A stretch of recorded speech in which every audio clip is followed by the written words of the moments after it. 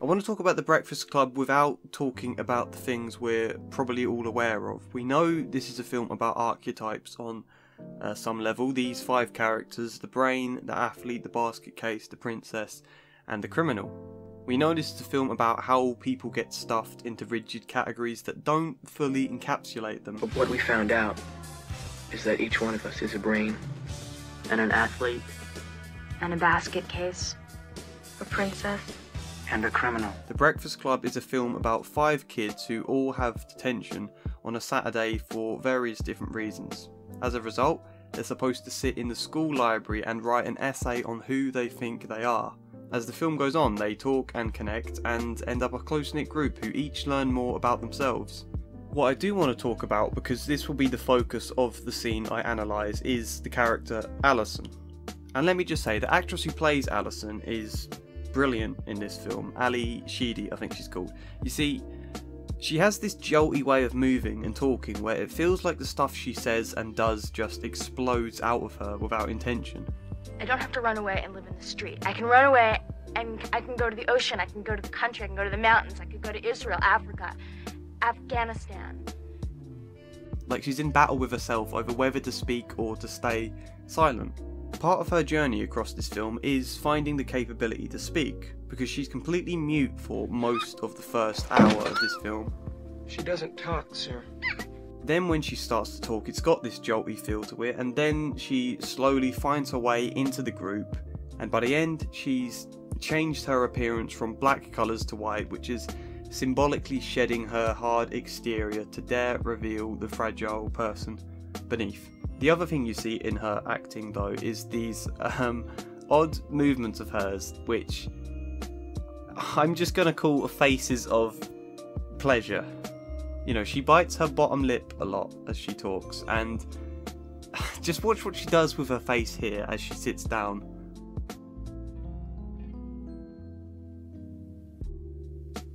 Alison as a character is a kleptomaniac in this film.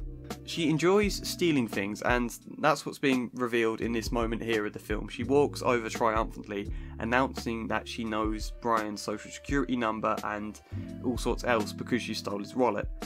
But there's something slightly pleasurable to her about having stolen his wallet, knowing all this stuff about him, and you see that there in her face. And I can't say I know a huge amount about kleptomania, but as far as I do understand, part of the behaviour is the intense level of thrill you get from stealing stuff you're not supposed to. It's like an act of blowing off steam, releasing some pressure. When you're at a state of high anxiety, you can replace that feeling with a thrill. Instead, you might impulsively suddenly steal something like you don't have any control over yourself to stop it happening, which is behaviour that of course fits with this jolty, out of control way she moves and speaks. Anyway, it is kind of relevant, and we are going to draw on that stuff again as we explored them through an analysis of the scene that's about to unfold here. The camera cuts away to a conversation between Claire and Bender, then it comes back to these 3, and it's kind of these 2 conversations happening at the same time, but we're focusing on this one.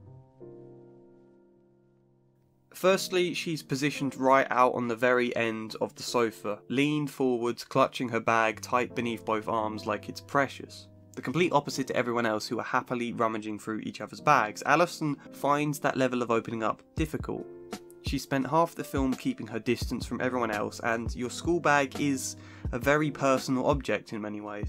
We get this shot of her though as Andrew is currently teasing Brian over his fake ID. She glances at them, only to timidly glance away again a second later. She wants to join in this conversation and be a part of it, yet she's also afraid of opening up to that extreme.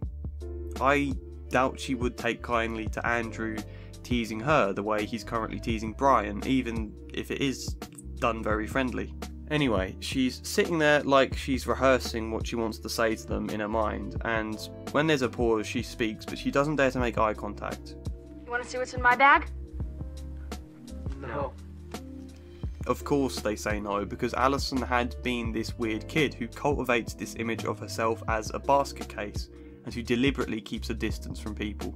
You see, this here is going to be a generalisation that won't apply in every case, but it does apply specifically to Alison. That part of all the black she wears, part of pouring her dandruff like snow onto a picture, part of eating her nails, the sugar and crisp sandwich, the talking about vodka and everything else she does to freak them out a bit. It's all like a sign that says, keep out, keep your distance, stay away from me. I mean, speaking of someone who was quite weird at school and revelled in being strange, weirdness is a great tool for saying keep your distance to people, because you find delight in confusing everyone, and if they're confused by you, they can't understand you, and if they can't understand you, they can't get close. I mean, I think eccentricity is a beautiful thing in people, but it can be used as a barrier. Put in simple terms, she's shy. Obviously there's more to it, but for now let's just say she's shy. Feeling too shy and awkward to communicate can make you feel quite weak and pathetic and powerless. So instead of sitting there looking and feeling lonely because you find it hard to open up, you can instead kind of turn it into a badge of honour and start delighting in pushing people away. Suddenly it's not you're alone because you're too shy, it's that you're alone because everyone else is too boring or too dull or too ordinary to understand the weird you, too freaked out by you. That feels like a great level of power, that you can freak people out that much and push them away, even though deep down it's something of a prison, socially. So anyway, of course they say no to seeing what's in her bag because she spent the majority of the film telling them to keep their distance from her. And then she's offended that they don't want to see what's in her bag. I mean, this is the sort of odd trick we all pull on ourselves at an unconscious level. Here she is, annoyed that no one wants to talk to her, pissed off how alone she is, completely failing to see the whole reason she is alone is because she forced everyone to keep their distance. We do this stuff all the time as human beings and we barely even notice it. But anyway, Alison then does empty out her bag. And she does it as dramatically as she possibly can, which is to hold it up high and tip everything out in one go. Now there's two things I want to say about this, and I hope it doesn't get confusing. The first is this continuing conflict of wanting to open up, whilst also still revelling in her weirdness as this big keep out sign. In revealing her bag, she kind of does both of those things at once. You know, it's partly a genuine insight into her life, whilst also being this show we're about to see she's concocted of her life on the run. Of her life as this strange person that Brian calls like a shopping bag lady. You know, like sit in alleyways and like talk to buildings and wear men's shoes and that kind of thing. She's trying to open up, but she's continuing to put on this weird act. You know, she's trying to open up, but at the same time she can't help continuing to revel in her weirdness as a defense against opening up. And it's hard for me to explain that clearly, but hopefully it will make more sense as this scene plays out. The other thing I wanted to say about the way she opens her bag, I don't know why I'm explaining so much about the way she opens her bag, but well, there are a lot of ways you might show someone the contents of your bag, and the way Alison does it here is exactly the way someone like her would do in real life. If we think about it, we know she's shy and struggles to open up, which might mean she would tentatively reveal its contents. You know, maybe she would slowly pull out one thing at a time, or open the bag just a crack for them to peer through or something. The other approach someone shy might have, however, which is hers, is to hand it all over at once. You know, kind of just chuck it to them. Here you go, save me the suspense of your reactions, just get it all over and done with in one go. It's hard to open up, so you do it all at once. It's like quickly blurting something out, you know, then it's done, then there's no going back. However, there's more to what Alison does, because why does she do it so dramatically? You know, why hold the bag up high and tipped like that? And partly that's because she's angry at them for not wanting to see it, so she does it in a way that will kind of rebel and grab as much of their attention as possible. But also because, like I've said several times now and I'm going to stop repeating, she revels in her weirdness like a badge of honour. It's not shyly revealing the contents going, ha, yeah, I know it's weird, sorry, I'm a bit odd. Instead it's, yeah, I'm fucking weird, what are you going to do about it? So I'm going to move on. She does that, and then she calmly puts her empty bag out of the way and avoids their gaze. You know, as much as she's putting on this show of, I'm fucking weird, what are you going to do about it? She clearly does actually care about what they'll think. But like I said, she keeps moving back and forth between caring and being nervous and pretending not to care. Between revealing her fragile self and putting on this show. Do you always carry this much shit in your bag? Yeah. I always carry this much shit in my bag. You never know when you may have to jam. And the idea of going on the run, it's meant to make her look dark and mysterious, that line. But the characters have gotten to know Allison a bit over the course of this film. They've at least seen enough to know she is a vulnerable girl beneath this show. So the idea of you'll never know when you have to jam isn't something they quite take seriously anymore. You know, rather than making her look dark and mysterious, it just looks a bit forced and ridiculous. Hence Brian's teasing. Are you gonna be like a shopping bag lady? You know, like sit in alleyways and like talk to buildings and wear men's shoes and that kind of thing? I'll do what I have to do. And again, it's meant to sound dark and mysterious and like she's some hardened badass living a gritty life. She's a schoolgirl, though. You know? Again, Brian doesn't take this seriously. Why do you have to do anything? He's going, you're being ridiculous and dramatic. What are you talking about going on the run? She tries to keep up this act with the line, My home life is unsatisfying. and the drama with which she delivers that line and the word unsatisfying sums it up. But again, Brian won't take her seriously, it feels like an You're act. saying you'd subject yourself to the violent dangers of these Chicago streets because your home life is unsatisfying? I don't have to run away and live in the street. I can run away and I can go to the ocean, I can go to the country, I can go to the mountains, I could go to Israel, Africa, Afghanistan. And then she stops herself like, oh shit, I shouldn't have said all that. What did I just reveal? Or, you know, maybe she's realised how idealistic and ridiculous that all sounds. She's been wanting to open up, but now she's afraid of what she said. And there's also anger as she looks back to Brian again, as though it's his fault for provoking this reaction in her. And Brian has his mouth gaping for a moment before turning to Andrew. Andy, you want to get in on this? Allison says she wants to run away because her home life is unsatisfying. And he's sitting there like he wants Andrew to share in kind of mocking Allison about this. Andrew doesn't mock though, he doesn't believe this act she puts on any more than Brian does, but he doesn't mock her for it. Well, everyone's home life is unsatisfying. And if it wasn't, people would live with their parents forever.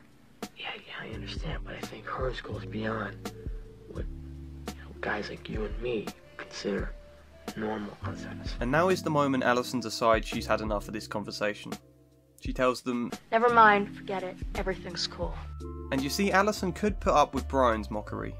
She's probably been putting up with people mocking her for most of her life. She incites it by doing weird things. She delights in freaking people out, so mockery she can probably handle. Andrew, however, isn't mocking and dismissing her weirdness. No, he doesn't believe this act she puts on, but he is interested to understand what the act is all about. I mean, they've all known something is wrong, but the rest of them just shrug it off as, oh, she's a basket case, or she's a shopping bag lady. Andrew instead basically says, no, you're a school student just like the rest of us, with vulnerable feelings just like the rest of us. Beneath this act of grittiness and darkness and all of that is a hurt girl. I want to understand what's hurt you. He says it in shorter words than that. What's the deal? Allison can't handle this. Mockery is fine because she can put on this show of weirdness. You know, then they're only mocking the facades, not the real her, but someone paying attention to the girl beneath it all. The real her, the one with hurt feelings, that is scary. She starts packing everything back into her bag. There's no deal, Sporto. Forget it, leave me alone. He presses on though. Wait a minute. Now you're carrying all that crap around in your purse. Either you really want to run away, or you want people to think you want to run away. And there you have it, just like we've been saying, Allison is putting on an act. Like Brian, Andrew pokes holes in the act, but he doesn't do it to mock her. He does it because he genuinely wants to understand the person beneath the act. That to her is an attack though, that's invading the personal space she spent so long defending with his keep out sign. So even though he's trying to empathise and be kind, she just responds, Eat shit. The thing I haven't touched on at all yet is why exactly Allison has this keep out sign, why she finds it unbearable to open up, why she's terrified of Andrew seeing the real her. It's not just because she's shy. I mean I'm shy. As a school kid I was massively shy, but I was still able to open up emotionally to people who would listen, you know. The reason Alison finds it so hard is because she's not used to people listening to her. She's not used to people being interested in the real her. It's unfamiliar, and everything unfamiliar is scary. You know, it's fear of the unknown. So part of the skill of counselling then, in that situation, is to give them time and space. You know, if you try to hack through Alison's defences, she'll tell you to eat shit. Camp on the edge though, wait for her, and you'll get somewhere. That's sort of what we then see happen, although it's sped up a lot because this is a film.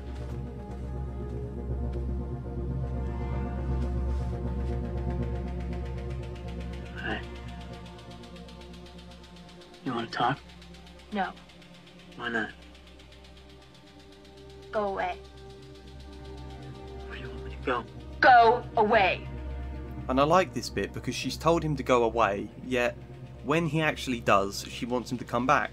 She can't call him back directly though. She can't say, no, please don't go, because, you know, that means showing her vulnerability.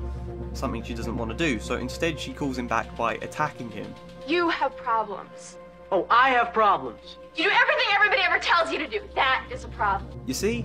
She's attacking him now because she's angry that he was about to walk away from her, despite the fact she told him to go away. It sounds stupid, I know, but that's the sort of way our weird, dysfunctional human brains can operate. I'm sure you must have met people like that who, you know, in situations where they want some care or attention or something, can't go out and directly say it to you because that makes them feel vulnerable. So they instead do all sorts of weird silent treatment or getting angry at you or all sorts of way that says, I want some attention. It's a bit like that there. Okay, fine. But I didn't dump my purse out on the couch and invite people into my problems. Did I? And I think we've gone far enough in now that I don't even need to really explain this line. It kind of sums up what I've been saying in a much shorter, clearer words than I could manage. He's telling her, you want to talk as much as it scares you. You want to, so let's talk. So what's wrong? And all this joltiness, all this war she's having with herself about whether to speak or not plays out beautifully. Her face looks like it might suddenly just shatter and break apart. Really? Like the facade will burst away and the real her will appear beneath, suddenly exploding into life, possibly, you know, sobbing into his arms. She daren't speak at first, so he takes his time with her. He's patient.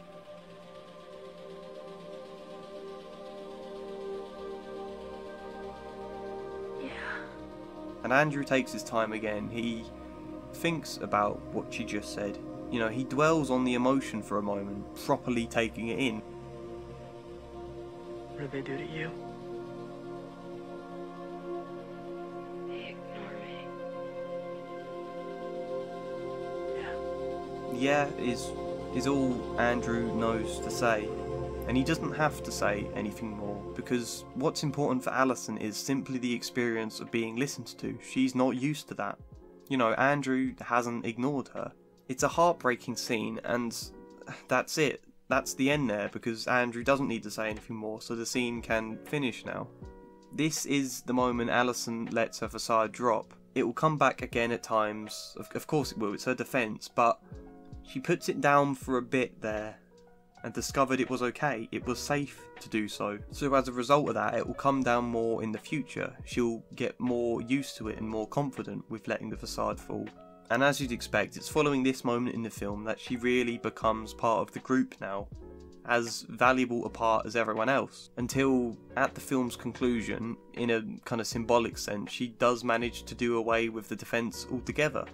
Why are you being so nice to me? Because you're letting me? I was going to talk about some other small moments in the film too, but I think this video is long enough now already without me analysing anything further, so maybe another time. Thanks for watching as always, and hopefully see you next time.